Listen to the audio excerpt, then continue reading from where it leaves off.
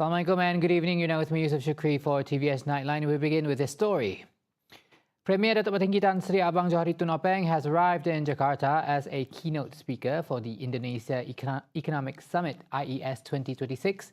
And his presence there is crucial not only to strengthen bilateral ties with Indonesia, but also to speak about Sarawak's potential in elevating new economy in the region. More details, we have Zahrul Niza Awang on the line. Go ahead. Thank you, Yusuf. As you have mentioned, Datuk Petinggi Tan Sri Abang Johari Tunopeng will be a keynote speaker at IES 2026, scheduled to take place tomorrow. He arrived in Jakarta early today at about 11:30 a.m.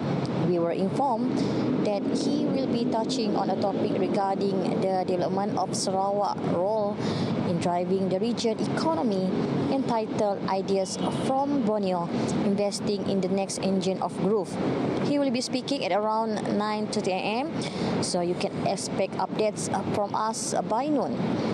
Of course, his presence here is also important in promoting Sarawak's attractive investment policy, welcoming more foreign investors to tap into Sarawak's growing economy, especially in renewable energy. But aside from that, Abang Johari presence in Jakarta is also important to expand Sarawak network in the global market.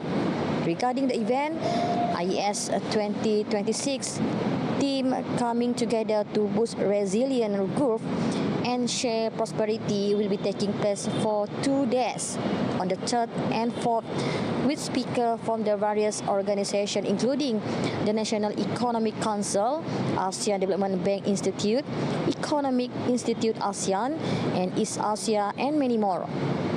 We will keep you updated on tvsarawak.my and our mobile apps TVS Inspire. Zahrul Niza Awang, TVS Jakarta.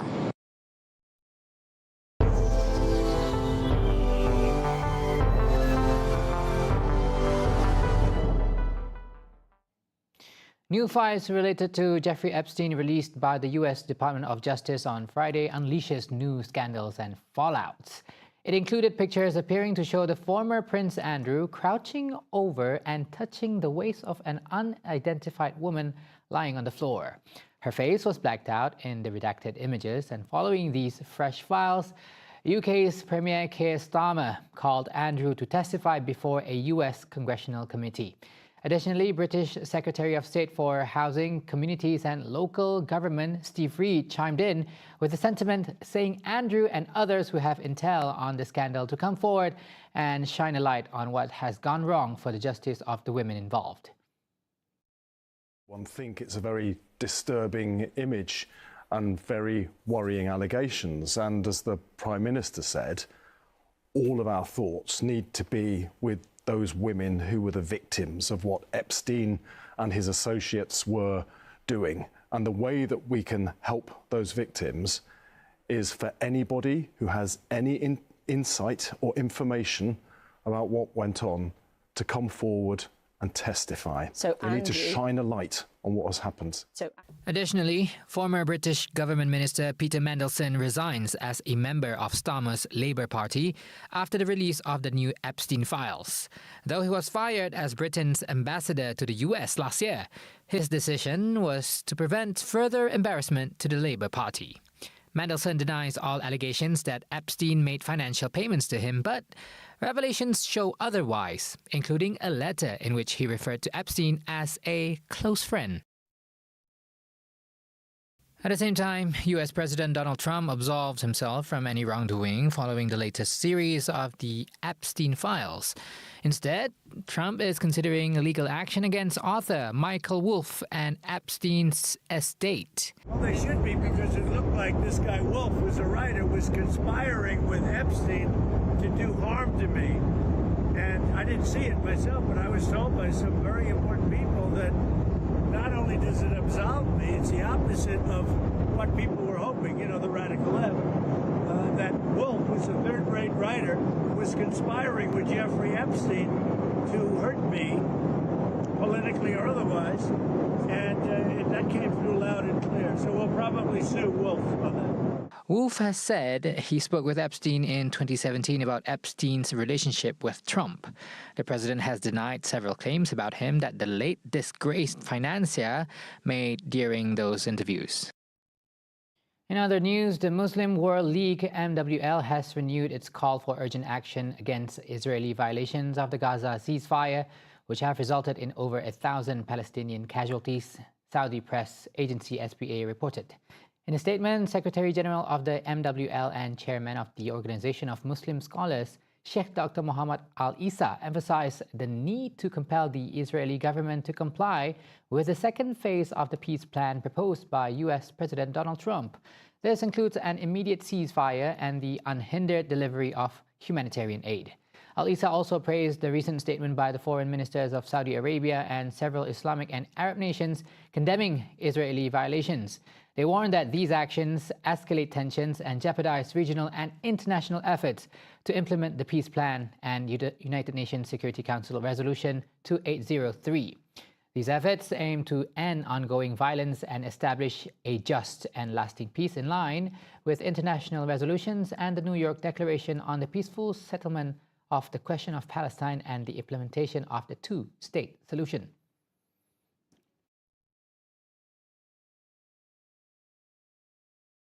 Back in Sarawak, the state government has expanded startup programs with the introduction of Digital Village Accelerator or DIVA and the Sarawak SAAS Accelerator SASAR through modes of learning, experimentation as well as talent development. Deputy Minister of Education, Innovation and Talent Development for Education and Innovation, Datuk Dr. Anwar Pai, says the involvement of youth in startups will give them early exposure to problem solving, managing uncertainties, as well as adapting to real-time market fluctuations. Programs such as DIVA and SASA provide structured environment where founder can grow with discipline and purpose. They expose participants to mentors, industry perspectives, ecosystem expectation, helping them mature not only as entrepreneurs, but as a leader. Anwar, through his text read by Dr. Chiang Wei Liang, adds these programs complements formal education through lifetime innovation, entrepreneurship and learning. By supporting initial startups, these programs will be able to build local innovation capacity whilst promoting the integration of technology across various sectors that will directly strengthen commercialization. Cebu General Hospital becomes the second hospital in Sarawak to be equipped with the MRI machine to treat patients with heart complications. Deputy Premier of Sarawak, Dato' Ahmad Dr. Sim Kui Hian, says the machine will enable patients in nearby areas to get treatment in Cebu instead of Kuching. The 2.5 million ringgit machine was donated by the Sarawak Heart Foundation, whilst the federal government has pledged over 1 million ringgit to bear the cost of renovation work.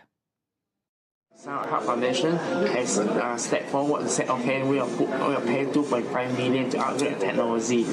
And then because it was delayed, because to house a machine like this, right, you see, they cannot stop one, you know, the noise is 24 hours and all those things. And then KKN need to spend another more than 1 million to refurbish this room, because these are special rooms.